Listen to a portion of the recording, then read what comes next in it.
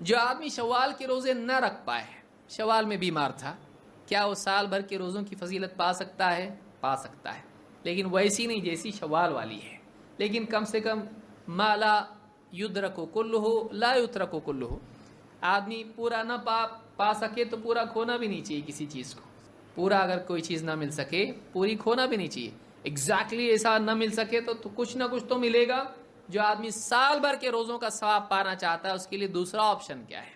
اللہ کے نبی صلی اللہ علیہ وسلم فرماتے ہیں صیام ثلاثۃ ایام من کل شہر صیام الدہر و افطارہ۔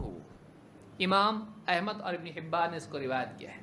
آپ فرماتے ہیں کہ ہر مہینے کے 3 روزے رکھنا یہ سال بھر روزہ رکھنے اور سال بھر افطار کرنے کی طرح ہے۔ سال میں آدمی کھاتا پیتا بھی ہے اور سال بھر روزہ رہے، یہ کب ہو سکتا ہے؟ جب آدمی ہر مہینے کے 3 روزے رکھے۔ مثلا رمضان کے تو 30 ہو گئے، اس میں 3 کہاں سے آئے؟ یہ رمضان کے لیے نہیں ہے، رمضان کے پورے ہیں، باقی 11 مہینے مثلا ہر مہینے میں آدمی 3 روزے رکھے تو 3 کا 10 گنا کتنا ہوتا؟ 30۔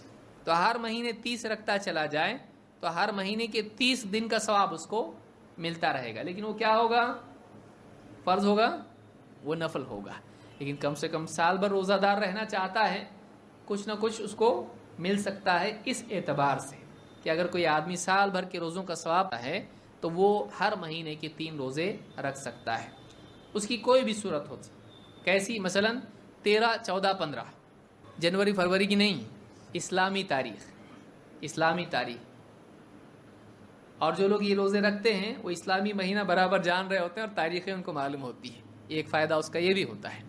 تو 13، 14، 15 کون سی؟ چاند والی تاریخ، یہ نہیں کہ کیلنڈر والی، چاند والی تاریخ ہے، ان تاریخوں میں رکھے، یا پھر مثلا پیر اور جمعرات اور پیر، اس طرح سے رکھے، کوئی مسئلہ نہیں۔